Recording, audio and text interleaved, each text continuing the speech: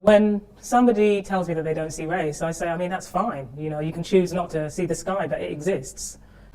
For some parents, the protests are sparking questions from their kids about race and racism and some of the violence they're seeing. So Shannon, do you find it difficult to discuss race with white people? I do, because Skip, if you talk all the way real about America and try to have an open and honest dialogue, conversation with white America, Yep. then it would go to it would tear down the very foundation, the very fabric in which they said America was built on. It's difficult to talk about things like race. It's really difficult to talk about things like race when people have decided that if you don't agree with them, they hate you. It's really hard to talk about it when they express that hate. How many of you are afraid to talk openly about race? Nobody.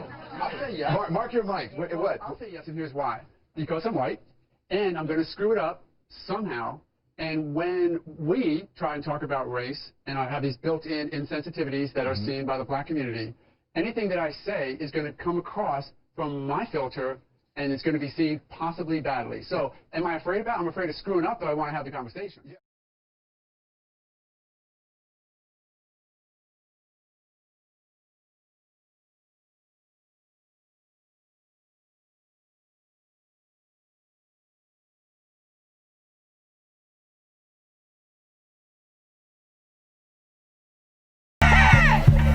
That real.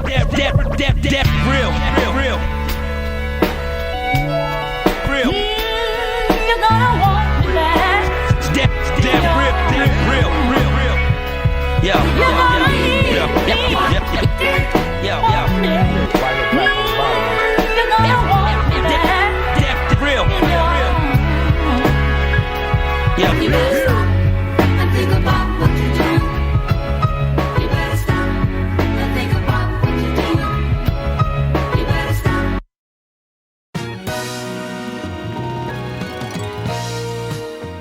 My name is Keith Gilbert. I am currently working on the fringes as a substitute teacher, as a tennis coach, as a writer, as anything else I can kind of get a handle on. And Caucasian, Jewish. My name is Bill Stanton. I currently work at the Academy of Nutrition and Dietetics. It's an association. I've worked at associations basically since I got out of college. So I guess you would just consider me an association professional. I consider myself white, but I think that's a more complicated conversation because I think there's a lot more going on than just having to be white or African American or black or anything else. Hi, my name is Alicia Whittington. I am a research scientist, a healthcare consultant, musician, and I identify as black. However, I put a little asterisk there because of my complex family history. Good morning, everyone. My name is Marcos Kraft. I am a technical director at Univision Chicago News Network, and I identify as Latino, but I'm adopted. I was adopted by two Caucasian parents. My mother was born in Germany, so I was raised in a German household. Like our other friends, I'll leave it there. We'll get into it later if the conversation goes. So that's all I got for right now. I'm Juan Carlos Hernandez, and I identify as Mexican and Mexican American. And yeah, that's I guess it could be a bit complicated too. And what I do for a living is how I earn my living right now is I'm an organizer with the Chicago Religious Leadership Network in Latin America. But I'm a writer as well. I write on my own time, and that's one of my passions. Check it out. It's Kevin Smith. I'm the media director for Area 309. And yet again, we have another really, really good group for this conversation. Again, these are all my friends, so I'm looking forward to having them. And today's topic is having meaningful dialogues between the races. What we saw before the show started was examples of people trying to have those dialogues. And I've heard everyone from Rachel Maddow and Don Lemon to Megyn Kelly say that we need to have meaningful dialogues and we need to have honest conversations. But what does that mean? Where does that take place? How does it take place? So I guess my first question to my esteemed panel, and they are esteemed, as we saw earlier, have you tried to, kind of since all of this has happened with George Floyd and some of the civil unrest, have any of you tried to have kind of racial dialogues or dialogues about racial issues with other races? And how has that gone for you? Anyone can jump in.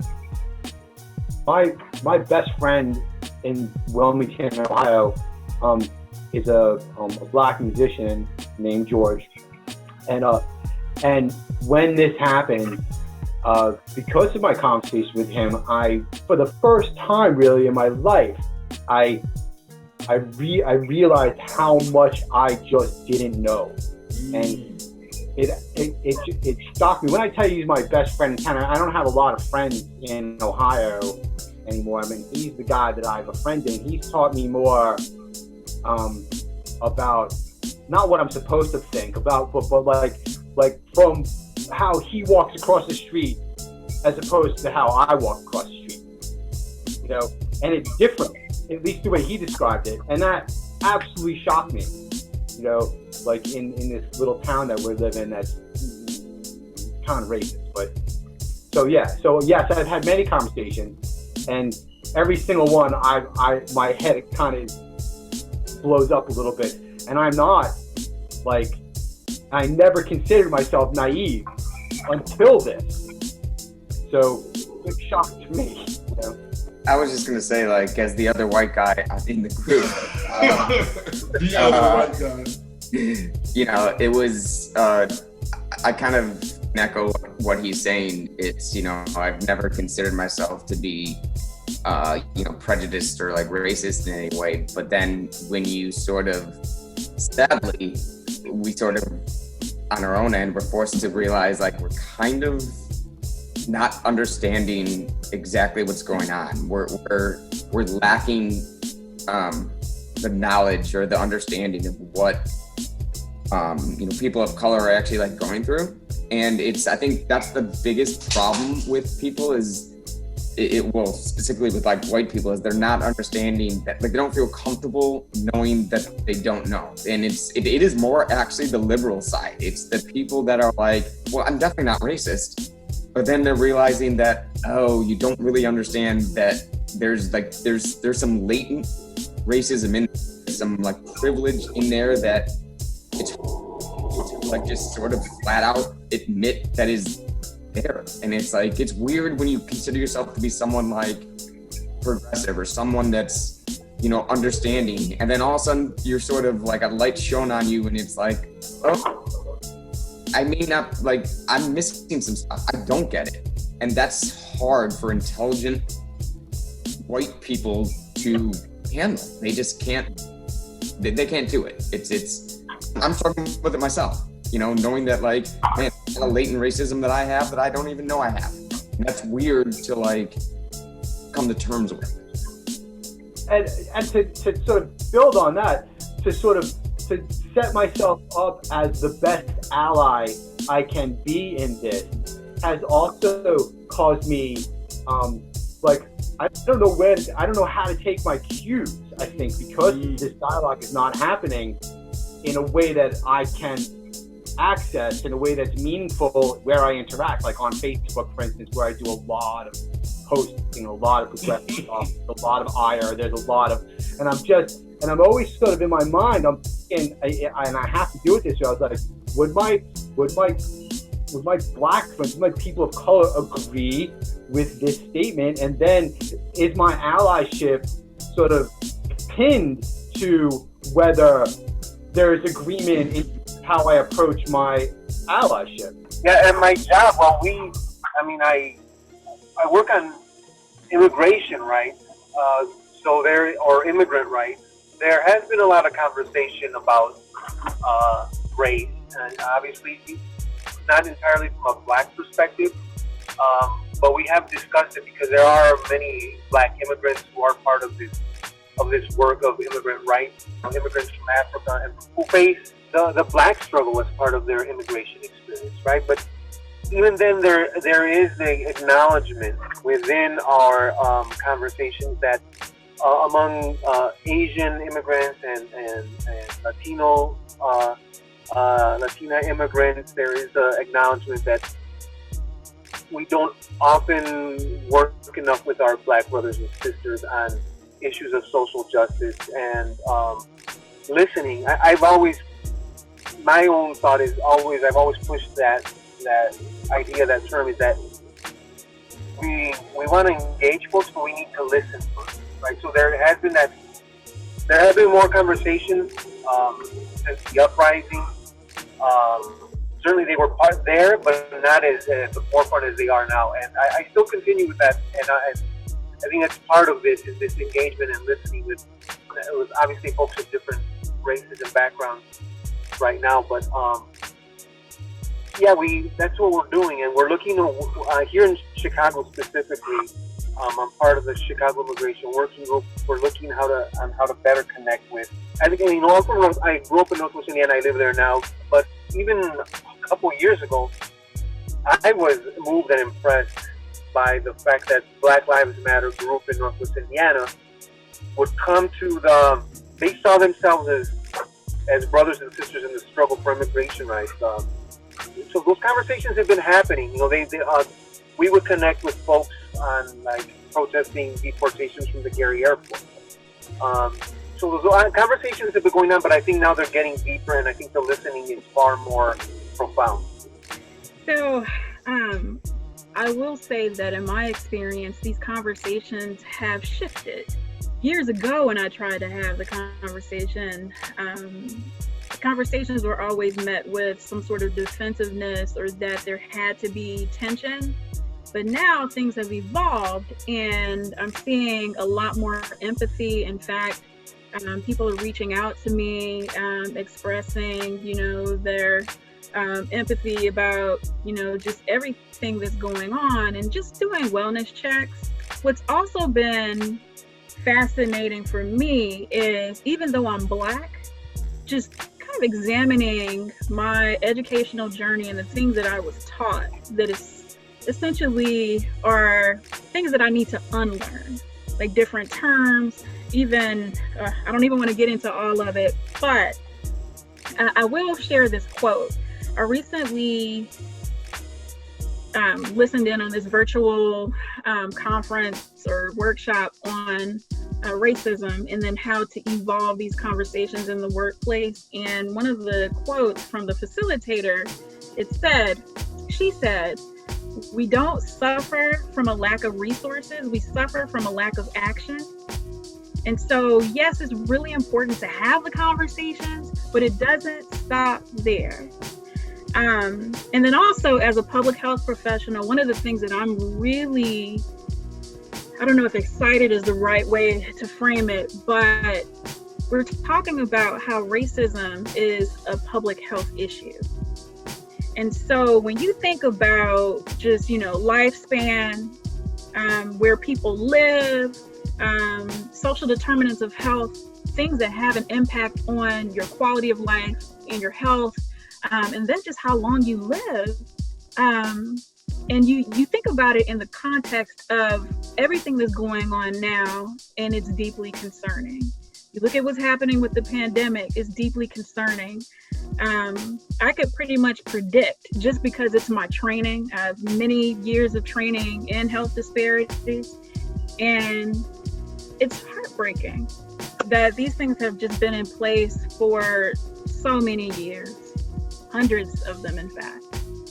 Ms. Whittington, to piggyback on what you said, I like that you said that the conversations have evolved. I like that, and which you're completely true. And I've seen it because before, to have these conversations, all of a sudden you would see, as soon as a race conversation started years ago, it would be, all right, choose your side first and then come to the middle, as opposed to let's start in the middle, and then slowly move out if we have to.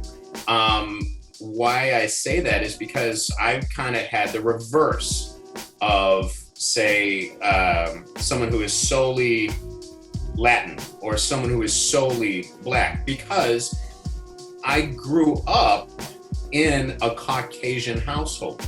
I got to see kind of the reverse side of it while still being, Latino. While I'm darker than my parents. I mean, heck, my mother said, I asked her years ago, I'm like, when did I first ask about skin color? She said, honest to God, you were 4 years old and we were in the produce section of Acme in Hudson, Ohio, and you asked me in front of the apples, why am I a different color than you? So, and my mom and my father, my mother and my father, they both always lived under the idea of keep answers very true. And so we had a half an hour discussion on adoption, skin color, and why I was a different color than them, and why my name was legally Mark, but it can flip-flop to, if I need to be a Marcos, I can be Marcos. Yeah. But if I can be Mark, then I can be a Mark. So I think but now the discussion has kind of shifted a little bit, and now there are Caucasians that are joining the side of, say, Black Lives Matter, that they're like, no. We understand that things are not fair. And so we can be the bridge to those who are arch against any sort of Black Lives Matter or anything like that. Does that make sense? So, and my parents, they said that, they have fielded questions from family and from strangers. Why are you hanging out with this darker kid? Not many, but still. And they said that, they always approached skin color as, well, as far as love is concerned, well, we're a different skin color than you, but yeah, we love you. So, and my daughter is half Scotch-Irish. I mean, my nickname for her is my Celtic princess. She really is my Celtic princess. So yeah, that's awesome. Again, Ms. Whittington, I love that you put the conversations have shifted. I love that, and I totally want to get more into that. Can I ask a question about that briefly? So for me, the cause of that evolution was seeing that video. When I saw that video, it kind of shocked me, like, out of everything that was going on with the stuff of George Floyd. When I saw that, and I'm wondering, do you think it was like a cultural zeitgeistic epiphany? Like we all sort of saw it at the same time and just up the level? I think a few things, actually.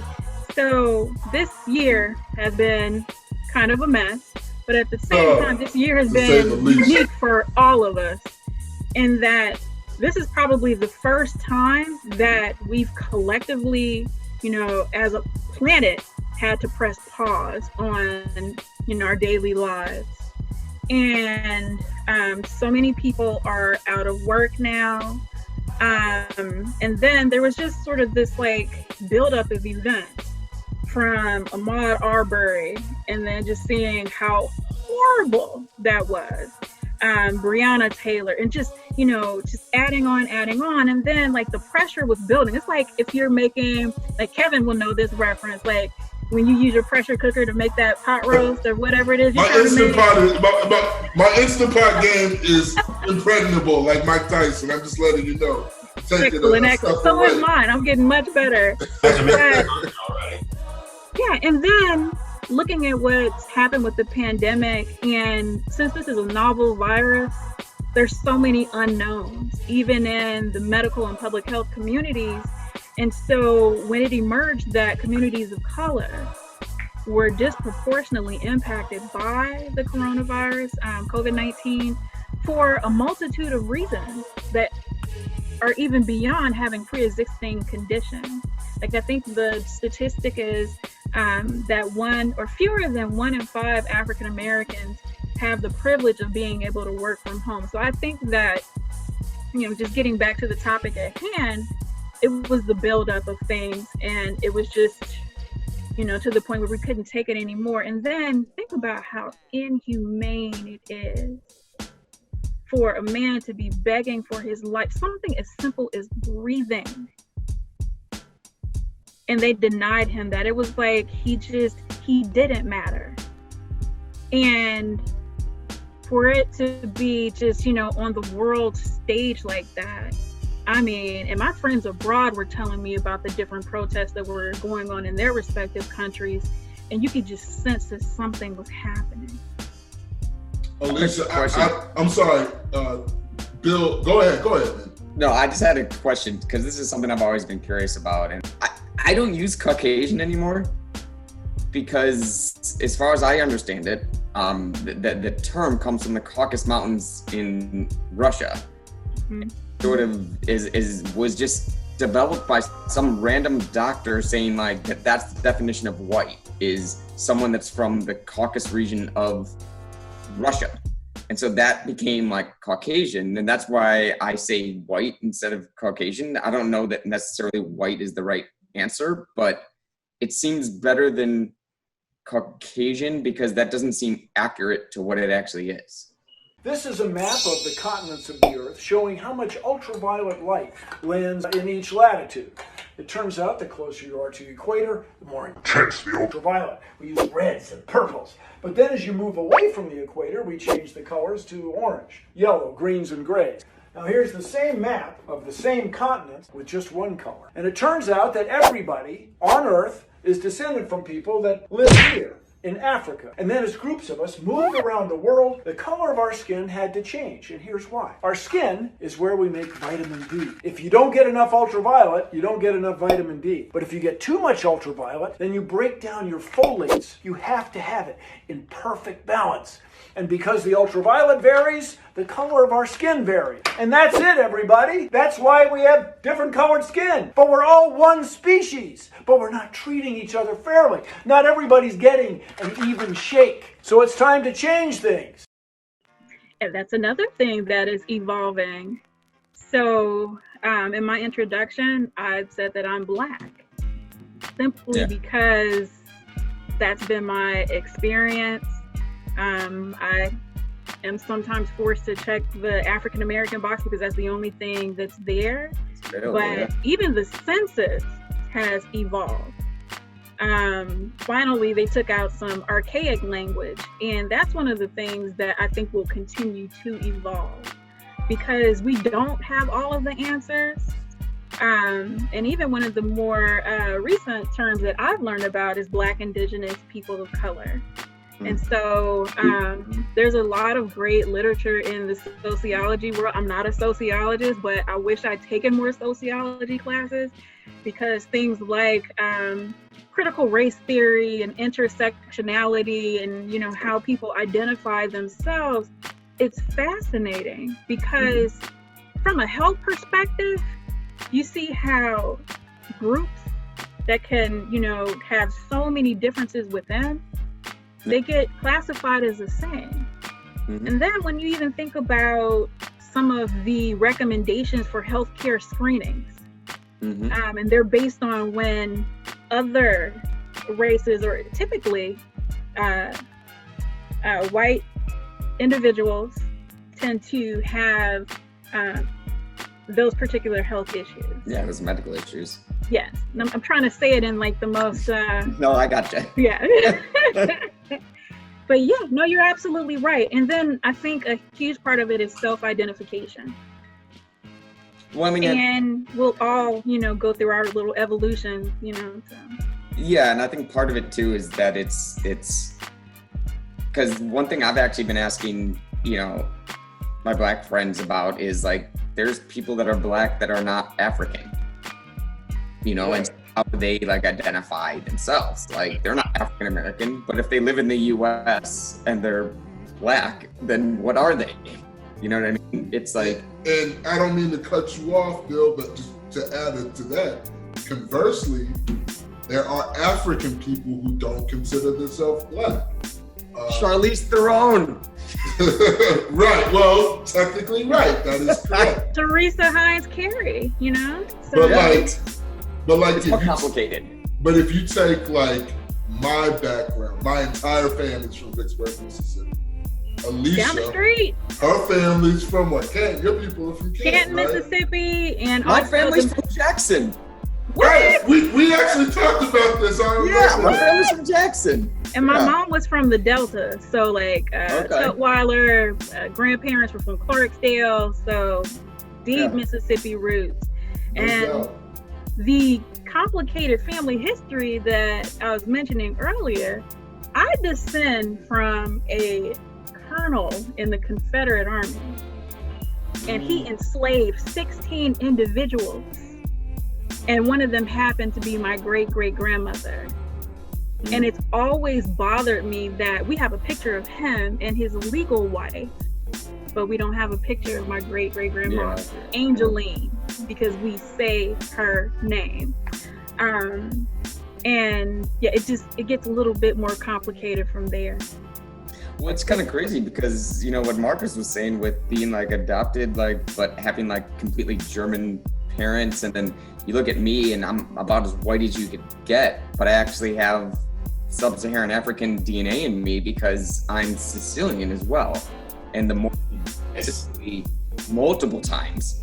And so like my DNA profile is actually all over the map. Like, you know, my ancestors were apparently running around the world doing things because it's a hot mess what my DNA is. My wife, she's just like 98% Northern European. Like, exciting. I'm all over the map. I got like Greek, you know, Balkan, Sub-Saharan African, like I'm all over the map. It's just weird.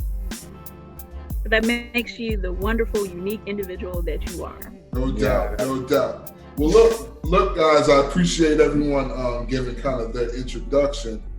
Wanted to ask this question. You know, we've talked about Black Lives Matter, and we talked about,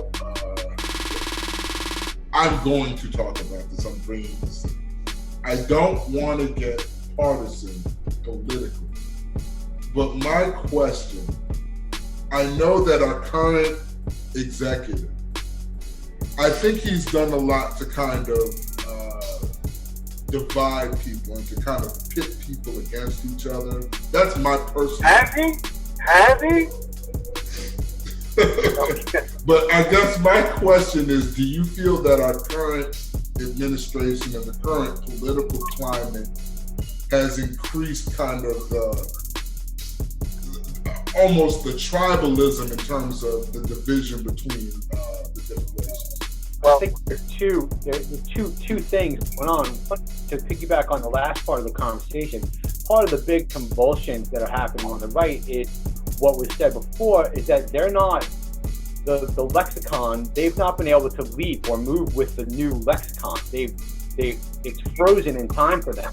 And I think that rather than now that Ed, what you're saying is the executive right now has done everything he can do to keep it frozen. So by him sort of setting the example that he's setting, he's not allowing, like maybe every executive that ever came before him, allowing the culture to move on, because he keeps saying things that are and tribalizing, etc. So I think it's all kind of mushed in together. Like, I genuinely think there are a lot of people, if given the opportunity to embrace new lexicon, they would do it. I get that feeling, but they're not.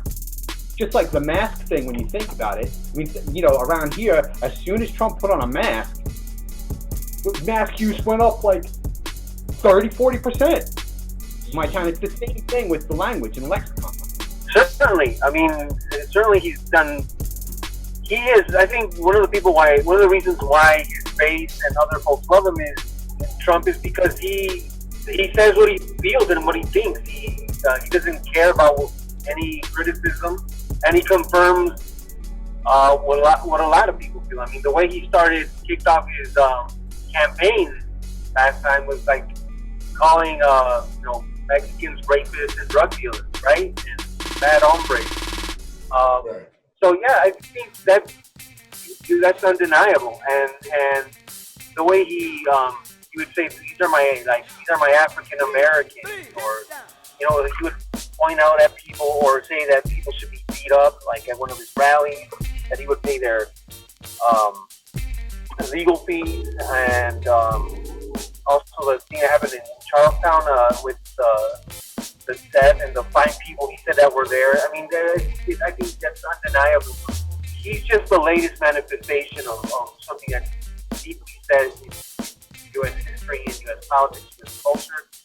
And the fact that people felt racism had somehow just diminished, or it has, and not that things are exactly the same as they were 50 years ago, but there are problems that remain and that have to be dealt with. Honestly, I think as painful as that is, that they have to be dealt with honestly. I think my comparison, my thought, is that the United States has an addiction, where there's this, it's almost like a recovery program, a 12-step program. How do you heal when you have an addiction or a very huge gaping hole in your spiritual, mental life? You address it honestly, right? And I think the United States has never done that to the level that it needs. And because that hasn't happened, we have to continue to have, not that we're going to live in a perfect society, but we're going to continue to have issues, and I think very painfully so. It's one of those things, I think, with our current president, I actually think he's not as racist as people think he is. I think he's just playing a game. I don't think he actually has the hardcore feelings that people portray to him. And I'm not a fan of his at all. Never would vote for him. Think he's a bag. But besides that, what I'm saying is that I think he's just playing a game, and that's what makes it more scary for me than anything else. Is he's just playing a game as president. He's playing a game. He's doing whatever. What he did was he got the vote of all the backwoods randos, and someone realized and said, hey, do you realize how many of these people are out there that you can sort of appease if you say the right things and you say this racial crap? That's why he got elected, because they delved into the deluge of just shitty people out there, and it actually is scary, because then it forced the rest of the people in the world to be like, oh crap, there's that many of those crappy people out there that he was able to win the presidency because of it. Sorry, that was political. I might be able to add a little bit to that. To go on a little bit with that thought, it's kind of interesting that out of all these conversations that I've taken a look at, being on Facebook, Instagram, whatever social media platform you want to have a discussion on, the interesting thing is this. The conclusion kind of that I've come to is that, well, first off, this is not news to pretty much to almost any colored person in this country. This country has a serious race problem, a serious one. But the even bigger problem with that is the conclusion that I've come to is that a lot of these racists in this country don't view themselves as racist. They don't view themselves as the problem. And that in and of itself, it's like, where do you go? My God, that's like having a conversation with a basketball. Jesus. And that is why a lot of the experts are saying that to frame the conversation, you talk about it within the context of a system, because, if you start off by saying you're racist, or you call someone for them, or for many people, that's an insult, and the conversation leads to nowhere. And then there's a difference between not being racist and then being anti-racist. And oh gosh, there's so many great conversations that are taking place around this. But even those who are not racist, they benefit from racism. Absolutely. Yep. So we need to encourage them somehow to become anti-racist. But thankfully, I've met a lot of great people on this journey that have constantly reminded me, like, Alicia, you've been, dealing with a lot of these issues for a long time. It is not up to you to do this work. Let me do this work. Let me be that ally, which I appreciate because it can derail my day. I consider this exercise an injection of the live virus of racism. If you've been through this exercise, the next time you see racist behaviors, sexist behaviors, homophobic behaviors, ethnocentric behaviors, ageist behaviors, maybe you will say to yourself, wait a minute, I had that for one morning. I'm never going to allow that to happen in my presence again without responding to it negatively. I do this in a mean, nasty way because racism, sexism, ageism, homophobia, ethnocentrism are mean and nasty. Today, I am here because I have been asked to do an exercise in discrimination based on eye color. Now, the purpose of this exercise is to give these nice, blue-eyed white kids the opportunity to spend about an hour and a half to 2 hours on the receiving end of the treatment which we mete out to people of color on a daily basis in this country. They're in a blue-eyed holding room right now. They are not eating, they are not drinking. There are 3 chairs in there for 12 people. We're going to bring these people in here. You're going to treat them as though they're inferior, because they are inferior. Everybody understand that? They're not going to learn because they can't learn, and because we're going to set it up so they can't learn. And if they succeed, who has failed? We have. Do you people want to fail? No. If they get power, who loses power? We do. Do you want to lose power? No. For 400 years in this country, we've been basing our judgment of people on the color of their skin. Eye color and skin color are caused by the same chemical, melanin. If you have a lot of melanin in your hair, your skin, and your eyes, you have very dark hair, very dark eyes, and very dark skin. If you have only a little melanin in your skin, your hair, and your eyes, you have light skin, light hair, and light eyes. These people all have too little melanin in their eyes. So obviously, they aren't as smart as we are. We're going to accuse them of not being as smart as we are. We're going to accuse them of not being as clean as we are. We're going to lower our expectations for them. We're going to force them to live down to our expectations of them. And when they do, we're going to blame their inability to perform on the color of their eyes. Now, in order to get them into their adult ego state, we're going to try to teach them the listening skills. Now, what do we call men that we want to keep in their childlike state? Boy. We're going to call these males boy. You're not going to use their given name.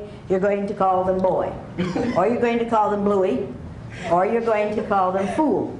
Something that I thought was really, really interesting when watching that video was that people, you saw sort of like it click with like certain groups, like, oh, like they can't handle this for 2.5 hours. Imagine this is your life, or like this is your experience. This is your walking down the street. This is everything. And seeing one of the people just sort of have to walk out because they couldn't deal with it for 2.5 hours is like shows like how much is not understood.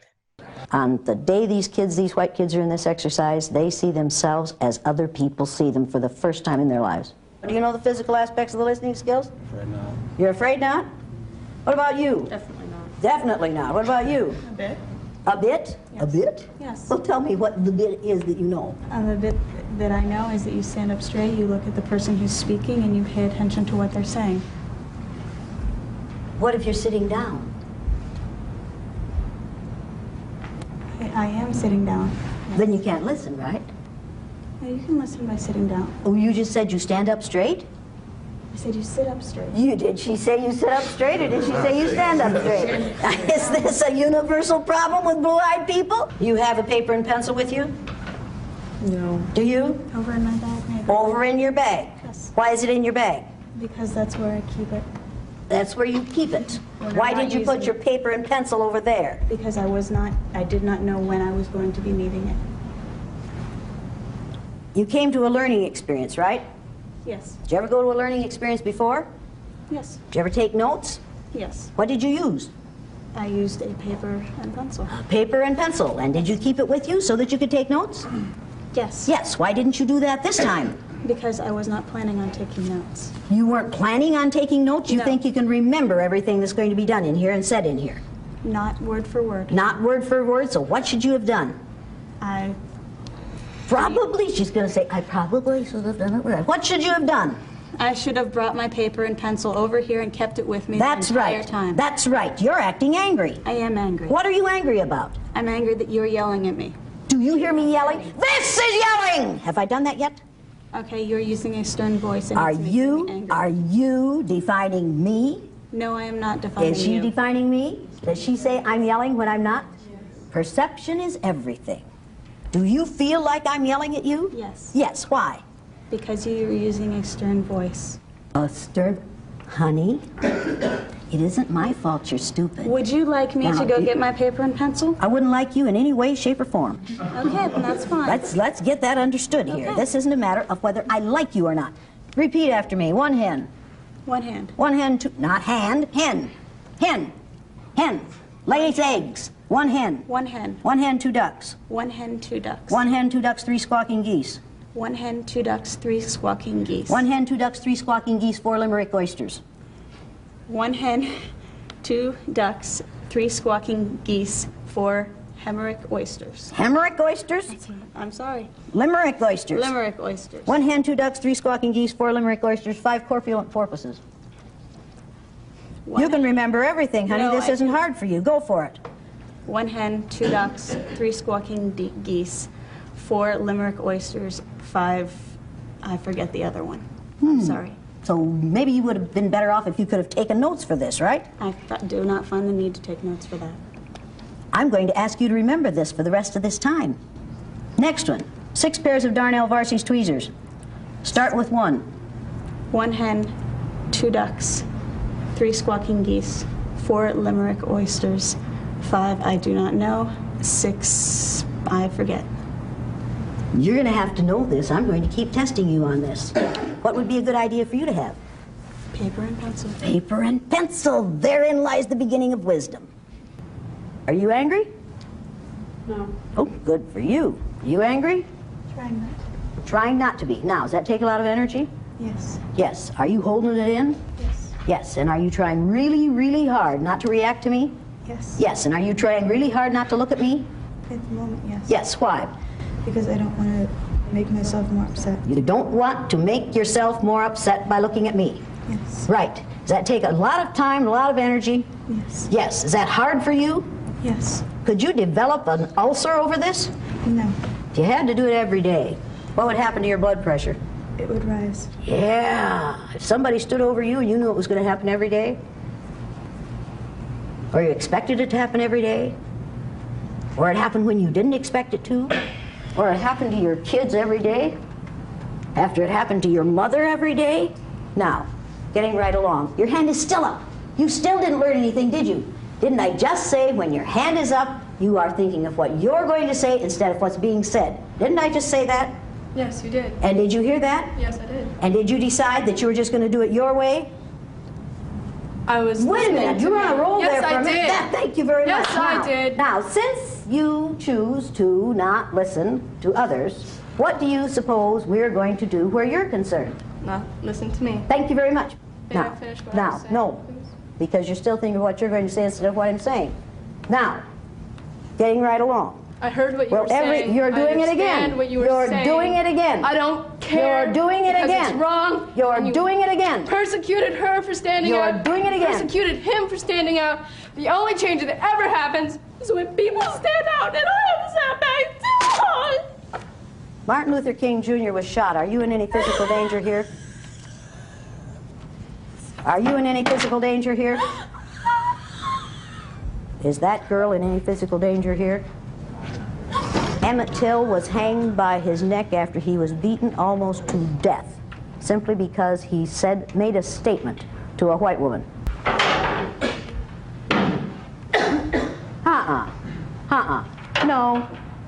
No. You don't come back in here until you've apologized to every person in this room, because you just exercised a freedom that none of these people of color have. When these people of color get tired of racism, they can't just walk out, because there's no place in this country where they aren't going to be exposed to racism. They can't even stay in their own homes and not be exposed to racism if they turn on the television. But you, as a white female, when you get tired of being judged and treated unfairly on the basis of your eye color, you can walk out that door, and you know it won't happen out there. You exercised a freedom they don't have. If you're going to be in here, you're going to apologize to every black person in this room. And do it now. I'm and sorry, the Latinos, every person of color. Racism, this country. Bullshit! No, you're not gonna say, I'm sorry there's racism. You're going to apologize for what you just did. I will not apologize because it is not a matter of race always. Out. Out.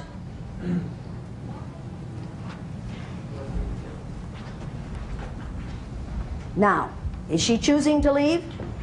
Yes. She could apologize and stay. I won't play the wrong game anymore. It ain't gonna hurt her. It's not gonna hurt her to apologize. Yeah, let's talk about that. What's going on in this room alone? Once she leaves it, that's it. It's over with. Okay. That ain't gonna hurt her. Is it gonna hurt her? She, according to her action, it's killing her. Yes. It's killing her. Like it shows, for me, it didn't show like, oh, like it shows how much like racism is actually out there. It showed more like what, you know, people of color have to go through on a daily basis. It's just sort of ingrained in them. They're just like, I can handle it, like I have to. Whereas like people like myself, it's like we don't really have to like handle that. And so when something gets me mad, it's like something like has to like spark it. It's something that like there has to be an event that causes me to be mad. Whereas with them, with people of color, it's like sort of this ingrained like constant sort of like bug in their ass that like, because they always have to deal with it. It's not something that goes away. It's not like someone yelling at you. It's not an event that has to take place that gets you mad. It's subtle, constant like anger. Well, and think about like something like a concept like gerrymandering. I mean, if you're not pretty astute politically, that idea of that is just not going to connect, and yet it has profound implications on systemic racism. And in fact, it helps keep systemic racism in place. And then when you go look at like prison labor, I mean, oh my God, you can't. There's no way to explain that in a Facebook comment, in a soundbite. The implications of like the Microsoft paying private prisons money to. It's like, how do you even get this into, and no offense, because I'm clearly not trying to be political, but you know, you're talking about the average reading level of an American is some dismal 8th grade level. You trying to explain gerrymandering to someone who doesn't have the education to handle the powerful concept there. I mean, and trying to couch. Go ahead. I'm sorry. And I don't mean to cut you off, Keith. But and I think the thing that's also important is concepts like gerrymandering and redlining, and you know, I think, and I don't environmental racism. Right. I mean, I think there are less, and I don't mean to be flip about this, but less sexy racism terms like gerrymandering, redlining, but they have far-reaching implications. Dr. Whittington is a public health person. Everything that we've talked about has deep public health ramifications. Exactly. If you extend it out. Where you live can determine, right, gentrification. Where you live determines your public health. And here's another thing too, go ahead, not Dr. to cut you off, but in the ahead. same vein, there have been studies like looking at social determinants of health, which is like where you're born, the situation into which you're born, things like zip code, things that like, you know, determine allocation of resources like education, just all the things. There's been research that has demonstrated that people that move away from those communities have the same health outcomes as those who stay. So when you think about the impact like early on in life and how it affects you later on, it is frightening.